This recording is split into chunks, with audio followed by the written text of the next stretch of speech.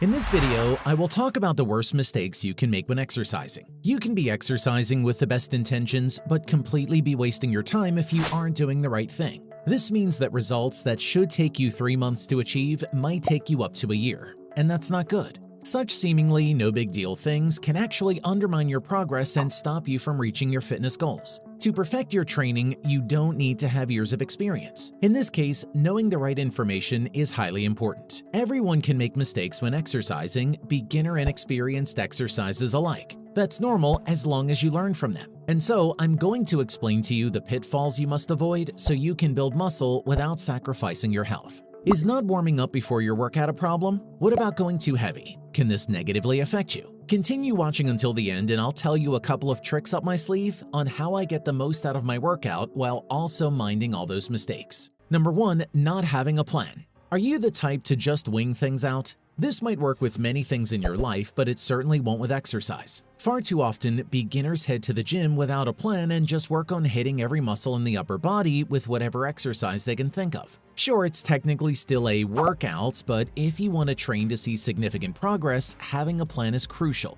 Without it, it's practically impossible to reach your goal. You'll only be wasting your time and energy, failing to build muscle and master exercises. To fix this, you can start with having one main goal and 2 to 3 minor goals for guaranteed wins. Don't be lofty. These small goals can help you attain bigger goals, especially as you're starting your fitness journey. You can also get personal training to help you learn and master workouts while having a good structured plan.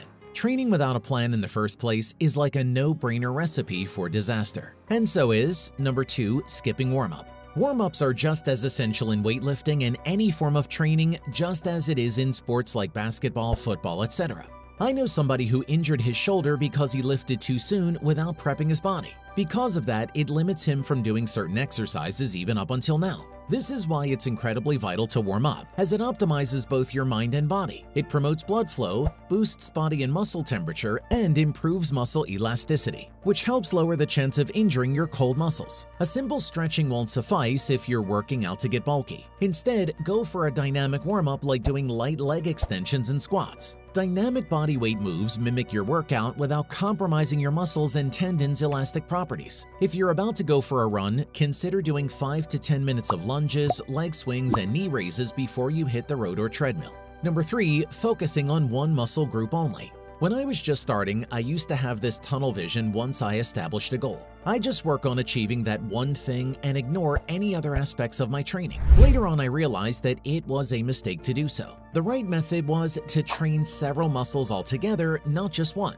Focusing on just a particular body part won't give me my ideal body shape. For instance, if I want to work on having a big chest, I shouldn't be limiting my workout to only presses, push-ups, and flies. I must also train my shoulders and upper back since they're also essential in developing my chest. So if you're doing this, stop. Instead, do training that focuses on more than one muscle group at a time. It'll be harder, but even better because it'll lead to more noticeable results. In addition to training only one muscle group, it's also time you stop taking rest and recovery for granted. And yes, this includes not having enough sleep at night. More about this coming up in a bit. Number 4, do repetitive workouts. If you aren't seeing any progress in your workout, then your muscles may not be challenged enough. The reason most likely is the lack of variety in your program. Simply put, you're training in the same way and the same set of exercises again and again. When your body gets too comfortable with your exercise routine, it means it has stopped being challenged. The body adapts to exercise stress over time, and once it does, you stop seeing progress. I mean, how can there be if you're just repeating the same program for days and weeks? The solution? Challenge yourself constantly once you think the exercises have become too easy. It can be through having new exercises, adding more reps, doing workouts with progressive resistance, or having a new sport. Albeit small, it's these changes that have a big impact. Repetitive workouts are inefficient, and the reason behind this isn't really rocket science. But one training mistake that's glossed over more often is number 5, overworking the smaller muscles. Doing 10 sets of forearm curls just because you can do it isn't the brightest idea. In fact, it's a terrible one because overtraining those smaller muscles only removes your potential to do the more important compound exercises. Trust me, my dumb past self did it ages ago when I was too young and naive. And guess what? I wasn't able to deadlift the following day because my grip completely gave out. Therefore, you should prioritize the major muscle groups and have accessory muscle-focused exercises towards the end for 3 to 4 sets. Anyway, compound exercises typically train the smaller muscles too. For example, training your lats with wide grip pull-downs also works your biceps and forearms. Only if you give mobility the importance it deserves when it comes to building your body. And so, many of us commit the mistake of, number 6, ignoring mobility training. A lot of fitness enthusiasts are too eager to get results that they neglect stretching in favor of early morning high-intensity workouts. As a result, their mobility went downhill. They have constant stiffness and their functional movements aren't improving. Mobility work may not be the straightforward method to gaining fitness success, but it's a major player in training the body to be able to move through its full range of motion. Whatever the exercise is, the body builds power and strength in movements when you can move fluidly. So yes, it's time you prioritize mobility too. Number 7, working too heavy. This is probably the most prevalent mistake seen among gym goers and exercise lovers, especially on new lifters just starting out. It's not a surprise to see beginners squat down an inch with 315 and deadlifting 405 with an arched lower back. Overloading the bar and butchering the form puts you at risk of getting injured. That and the fact that it won't activate any muscle associated with the movement, thus defeating the purpose of exercise. What you should do is start with lighter weights and always perform each exercise with the proper form, technique, and range of motion. Pick a weight that challenges you but doesn't cause you to break your form. Only start with heavier weights once you gain a little experience. On another note, knowing all these training mistakes so you can avoid them and work on your muscle building goals is one thing. It's another story to actively do things that are designed to directly drive results. And one way to do that is by boosting your testosterone level. But more about that in a while. Number 8, overlooking recovery. Rest is a must, not an option. This is even more important when it comes to getting bigger. It's normal to feel muscle soreness, as this is a sign that your muscles are still recovering after exercise. The pain occurs as your muscles adjust to training. You can ice your muscles and practice active recovery to ease the symptoms of delayed onset muscle soreness. Active recovery can be done by doing low-intensity activities like stretching, walking, or swimming. As for the number of rest and recovery days you need, it depends on your exercise intensity. But research suggests that roughly 48 to 72 hours of rest is ideal for muscle repair. That means you should dedicate at least 2 days a week to recovery before training the same group of muscles. More importantly, as much as possible, get 7 to 9 hours of sleep every night, since it's during periods of sleep that all the muscle repair and development actually happens. So if you're only getting 4 hours of shut-eye every night, then don't be surprised if your muscles aren't growing. Overtraining is another common pitfall that many men often get into. Here's why. Number 9, training too much. More training equals more success. Or is it really? Sorry to burst your bubble, but this is one of the worst training mistakes you could ever do. Excessive strain doesn't boost the chances of greater muscle tone and performance, only the risks of injury. Remember, muscles grow during rest periods, meaning relatively little growth happens during training. Overexertion is when you push yourself too hard. Lifting 20 pounds more than you can safely bench press puts you at a high risk of overexertion. A rule of thumb is to have 48-hour intervals between 2 training sessions, allowing your muscles and joints to completely recover. There's no harm in wanting to train a lot as long as your sessions are correctly monitored. You can train your arms and chest Monday and Wednesday, hit the treadmill on Tuesday, work your back on Thursday, and climb on Friday. This will leave you with a whole weekend off, which is a good time to recuperate. Number 10, using improper execution. Incorrect execution is very common among many individuals. In particular, beginners need professional supervision to perform exercises correctly. And surprisingly, even ambitious athletes and professionals aren't immune to bad form.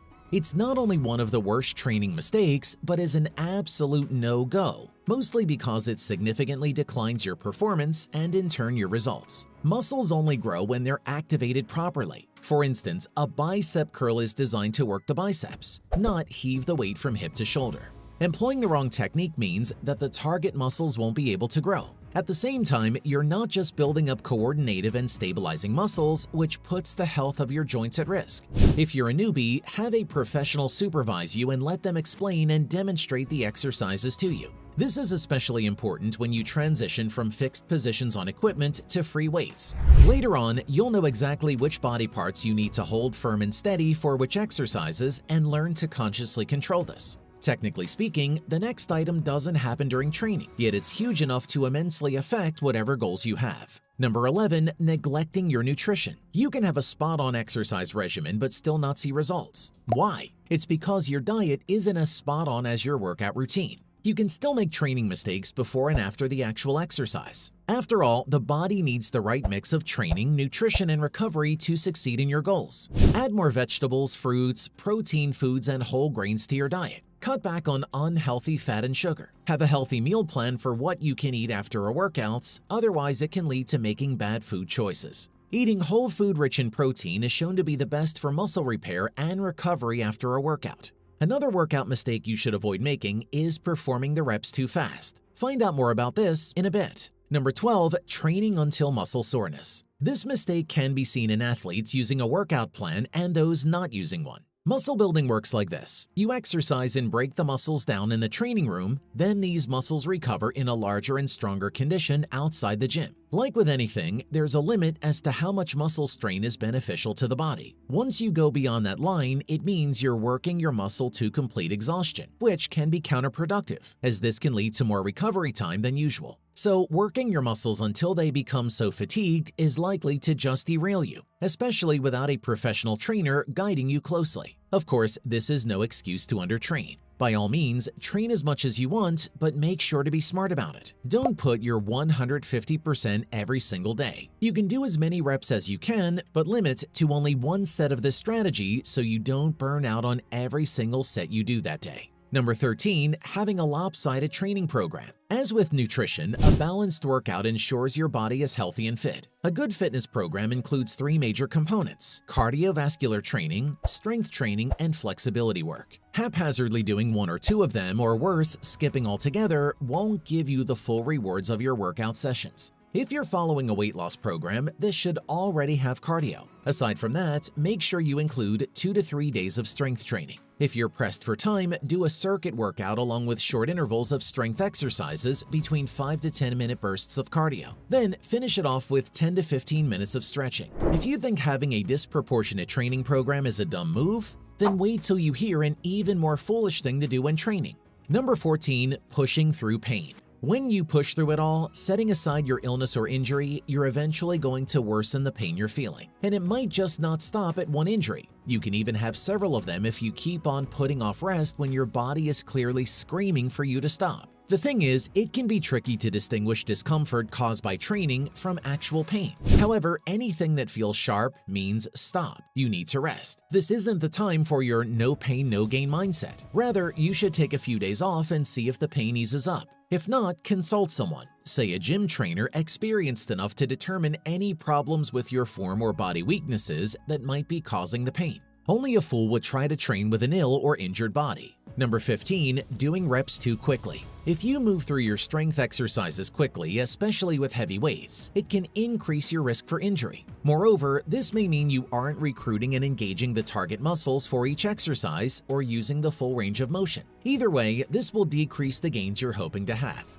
Also, starting too quickly can cause burnout, so you won't be able to finish your routine. Use a pace that you can sustain, specifically in a slow and controlled manner. Don't forget to breathe. Take a deep breath through the nose and exhale strongly as you explode out of the motion. Number 16. Skimping on fluids. Did you know more than half of your weight is made up of water? Losing more than 2% of that water leads to dehydration, which can then decrease your exercise performance. Thus, keeping yourself hydrated is crucial, more so when exercising, since you lose fluids through sweat. Drinking fluids keeps your stress at bay and helps lubricate the joints and reduce inflammation. In addition, it helps transport nutrients and energy, which makes your workout more effective. Lastly, water helps flush out the metabolic waste produced during an intense workout. So never make the mistake of not drinking enough water. You can get more water from water-rich foods like tomatoes, cucumbers, oranges, watermelons, and Brussels sprouts. My go-to are cucumbers and watermelon. I just can't get enough of them. What are yours? Comment down below.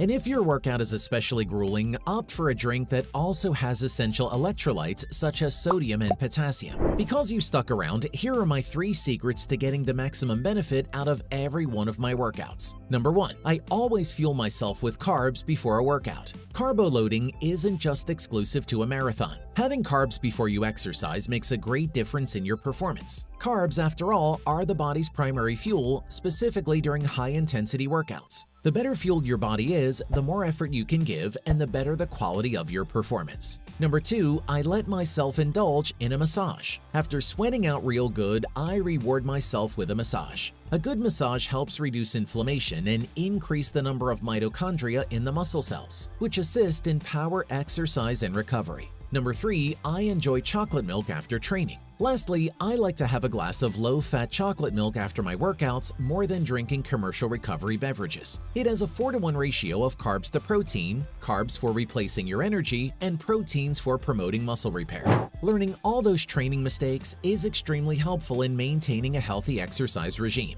ultimately yielding the fitness gains you've always desired. However, even with this new knowledge, there are still other things you can also do to reach your goals faster. You can find out more about what I'm talking about in this next video, so make sure to watch this one after.